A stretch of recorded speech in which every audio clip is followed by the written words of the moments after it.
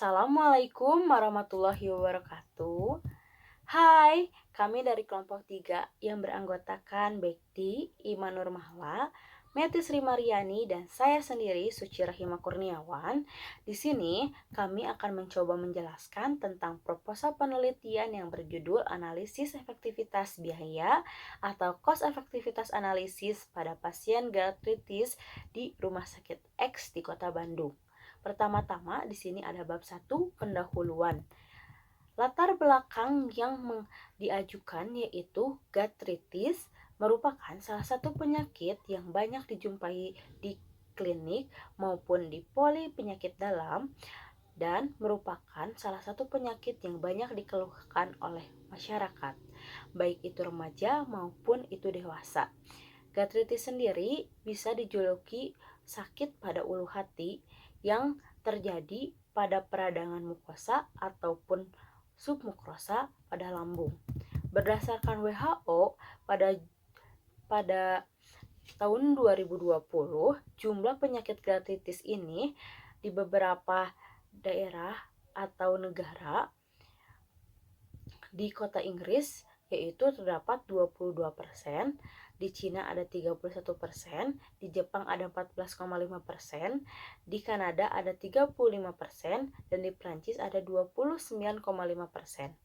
Persentase dari angka yang terjadi gastritis di Indonesia menurut WHO sangat tinggi, yaitu 40,8%.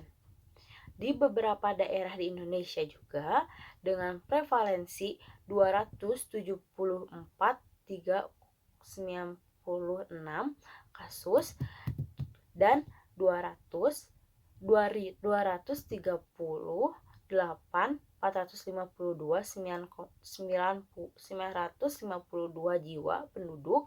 Berdasarkan profil kesehatan pada tahun 2018, gastritis ini merupakan salah satu penyakit di dalam 10 penyakit terbanyak yang pasien dirawat di rumah sakit di Indonesia dengan jumlah 30.154 kasus atau 4,9%-nya. Ya baik, saya Iman Nurmala. Di sini saya akan melanjutkan pembahasan yang selanjutnya. Umumnya, obat yang sering digunakan untuk penyakit gastritis yaitu obat golongan proton pump inhibitor, contohnya omeprazol dan pantoprazol, serta antasida dan ranitidin. Obat golongan proton pump inhibitor ini memiliki efek yang lebih kuat dibandingkan dengan obat gastritis lain seperti antasida dan antagonis H2, tetapi tidak secara langsung dapat dikatakan bahwa obat golongan proton pump inhibitor bersifat paling baik dan efektif dalam mengobati gastritis. Pemberian terapi pengobatan yang digunakan oleh pasien berdampak pada besarnya biaya pengobatan. Hasil penelitian yang pernah dilakukan oleh Febrianti di tahun 2017 di salah satu rumah sakit umum di Manado menunjukkan nilai aser pantoprazol sebesar Rp822.398 per hari, lebih kecil dari nilai aser omeprazol yaitu sebesar Rp857.859 per hari. Sehingga penggunaan pantoprazol lebih cost efektif dibandingkan omeprazol. Maka pada penelitian tersebut, obat yang paling minimal biayanya adalah pantoprazol. Oleh karena itu, perlu dilakukan studi farmakoekonomi untuk mengetahui biaya obat yang lebih efisien. Dari latar belakang tersebut dapat diidentifikasi masalah yang muncul, yaitu manakah yang lebih efektif antara obat omeprazol dan lansoprazol, dan bagaimana cara menganalisis efektivitas biaya pengobatan gastritis pada obat omeprazol dan lansoprazol pada pasien gastritis di Rumah Sakit X di Kota Bandung. Penelitian ini bertujuan untuk menentukan obat mana yang lebih efektif antara omeprazol dan lansoprazol di Rumah Sakit X di Kota Bandung. Sekian pemaparan dari saya.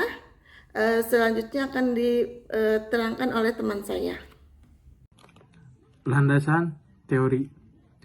Gas tiris merupakan suatu peradangan atau pendarahan mukosa lambung yang dapat bersifat akut, kronis, dan difus lokal.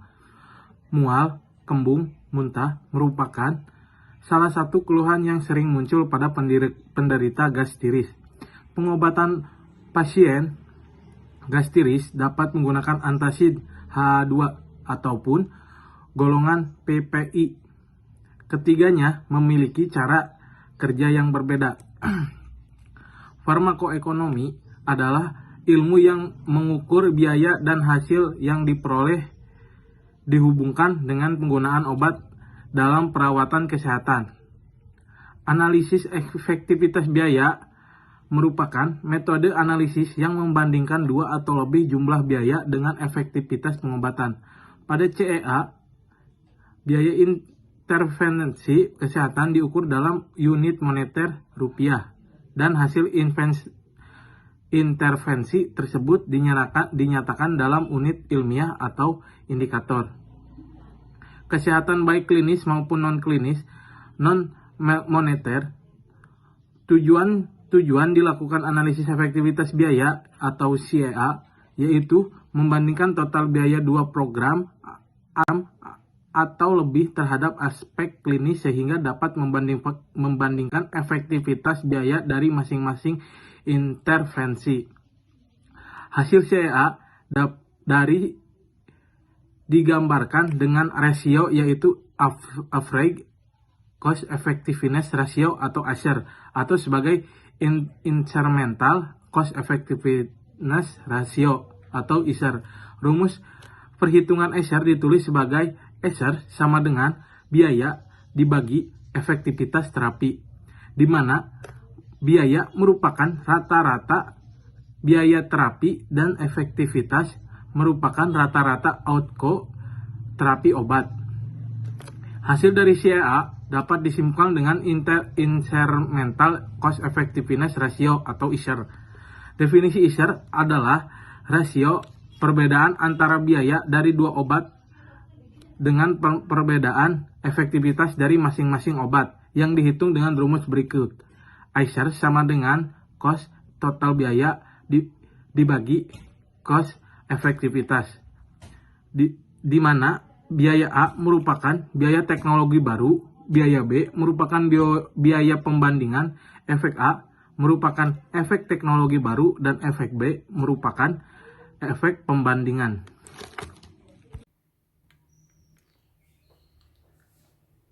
Pembahasan selanjutnya yaitu bab 3 atau metodologi penelitian. Jenis dan rancangan penelitian yang digunakan ialah penelitian deskriptif dengan pengambilan data secara retrospektif yang membandingkan direct medical cost atau biaya medis langsung dari obat omeprazol dan lansoprazol pada pasien gastritis rawat inap di Rumah Sakit X Kota Bandung. Populasi dalam penelitian ini ialah data rekam medik pasien gastritis rawat inap yang menggunakan obat omeprazol dan lansoprazol di Rumah Sakit X Kota Bandung. Sampel dalam penelitian ini yaitu data rekam medik pasien rawat inap dengan diagnosa gastritis di Rumah Sakit X Kota Bandung pada periode Oktober 2022 sampai Januari 2023. Data yang diambil meliputi identitas pasien, diagnosa gastritis yang digunakan, ruang perawatan, lama perawatan pasien di rumah sakit, harga obat, biaya laboratorium, dan biaya rawat inap. Sampel yang dipilih pun harus memenuhi kriteria inklusi, yaitu pasien dengan usia di atas 18 tahun tanpa penyakit penyerta, pasien yang menggunakan obat omeprazol dan ataupun obat lansoprazol, dan catatan mediknya juga lengkap seperti nama pasien, tanggal masuk ataupun tanggal keluar, diagnosa, alamat pasien ataupun nama ruangannya. Selain itu, ada juga kriteria inklusi, yaitu pasien dengan usia di atas 18 tahun dengan penyakit penyerta, pasien yang tidak menggunakan obat omeprazol ataupun obat lansoprazol, dan catatan mediknya tidak lengkap. Pada analisis data dianalisis secara deskriptif dan diuraikan dalam bentuk tabel. Setelah data terkumpul, dilakukan perhitungan biaya medik langsung, seperti biaya pengobatan gastritis, biaya pengobatan, dan biaya laboratorium pada tiap pasien, kemudian dijumlahkan masing-masing sesuai penggunaan obat, lalu dibuat rata-ratanya. Data ini dapat digunakan untuk menghitung rata-rata ataupun nilai ESR, dan hasil dari analisis efektivitas biaya dapat disimpulkan dengan melihat nilai ESR atau Incremental Cost Effectiveness Ratio. Sekian yang dapat kami sampaikan. Wassalamualaikum warahmatullahi wabarakatuh.